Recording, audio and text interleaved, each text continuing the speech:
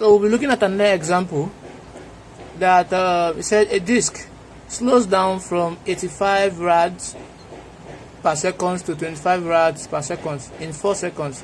What is the average angular acceleration? Now the first thing you do, you need to write out your parameters, and if our parameter is that the data given, the data is that my initial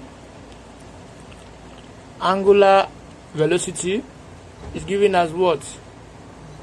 85 rad. It says it slows down from this to this, so it's slowing down. So my initial is 25 rads per second. Then my final, my initial is 85 rad per second. Then my final is 25 rads per second. Is that again? So the time given is 4 seconds, right? So we are told to look for the average angular acceleration. So its acceleration is given as alpha, and that will give me final minus initial all over what? Time. So my alpha, which is my angular acceleration, will give me final, which is 25, minus initial, which is 85, all over what? 4. So this will give me let's see. So we're having 25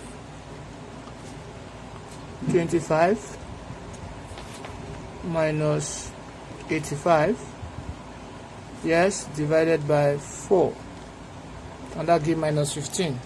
So we're having minus 60 over 4, and that will give us what? Minus 15 rad per second square, right? So that is the angular acceleration there. So it's negative 15. Now we'll move to the next one that says it says a disk with a radius of 1.5 centimeters speeds up from 20 to what? 100 rads per second. Now our data given also here will be my initial is 20 rads per second. My final is 100 rads per second. Then the radius arrow is giving us 1.5 centimeter. If I convert it into meter, we have 0.015 meter. Then we also have the time t, which is in seconds, and that is 2 seconds. So we are told to the average angular acceleration of the disk. So we know that my angular acceleration is giving us what? Final minus initial all over t, and that will give me what? 100 minus 20 all over 2. So this will give me 80 over 2, and that will be what? 40 rad per second square. Now we are not told that the B part of it is what is the centripetal acceleration of the point of the edge of the disk at the speed of what? 60 rad per second.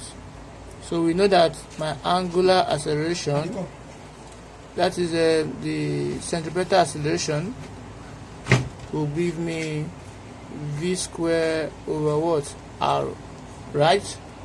Now, but v is equals to what? Omega r. So my angular acceleration will give me omega r all square over what? R. So my angular acceleration will give me omega square r. So this is what we're having if you apply your normal algebraic calculation. So let's see.